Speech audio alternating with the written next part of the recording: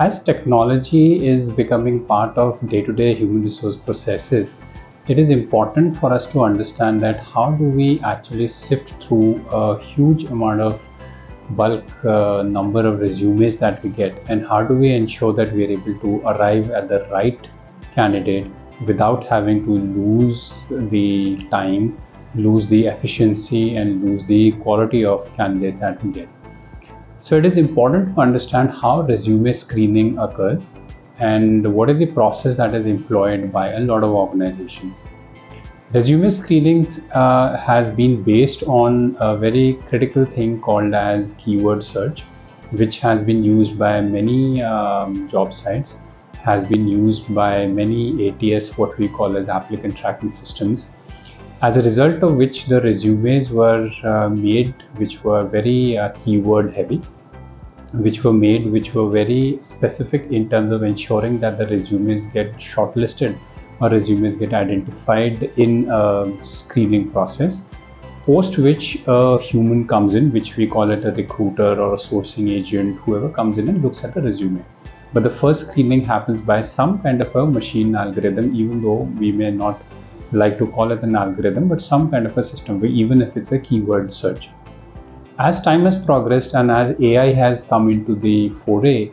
AI has started to not making sense by simple keywords, but it makes a lot more sense when it reads things in sentences, specifically the language learning models.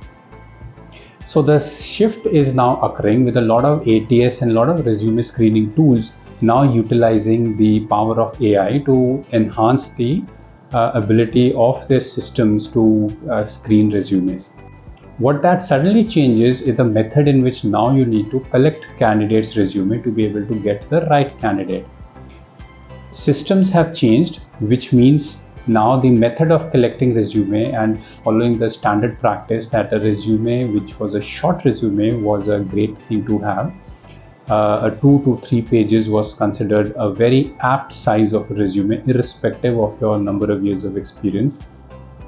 With the advent of AI, the times have changed and now you need to have longer resumes, which means as an organization you need to ensure that you give opportunity to people to present their credentials in as long a format as they desire.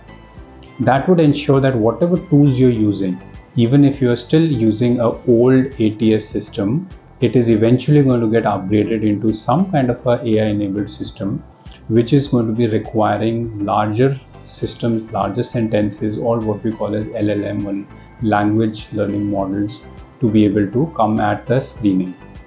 But having a huge or a 10 pager or a 5 pager resume is going to be very difficult for a human who eventually is going to look at the resume, whether it's the stage 1, stage 2 or stage 3. After the technology screening, a human will come in. Therefore, we would now recommend that you should start focusing on the historical practice of cover pages. We expect and you should educate candidates applying to your organization to start using cover page from a perspective that it highlights your credentials in a short format of about 1 to 2 pages, so that the human who is supposed to read it can understand what the resume is trying to talk about and what you as a candidate have achieved or not achieved in the short 2 pages. So practically, we are now having a resume which should be targeting 2 different audiences. One, the technical audience, which is going to be based a lot on your whatever kind of applicant tracking systems you use. And the second is going to be when the human comes in, it's going to be difficult for them to reach a 5 or 8 page resume. So for them, making a cover page. This will ensure that the candidate, at least appropriate candidates, are not moved out of the system or process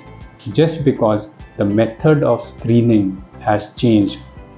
and the method in which the person put in the resume has been a different one or is an old one. So it is as much important for you to educate your recruiters as it is important for you to educate candidates applying the method you use for hiring. So if you're using AI enabled, it is good to declare so that they can make the resumes in that format. If you're using ATS, it is good to declare so they can make the resumes in that format. It's not about finding out who the people are and the people who are going to game the system. It's more about transparency so that people can present their credential in the most optimum way to enable the appropriate reader to be able to read the resume and then give the appropriate filtering to you.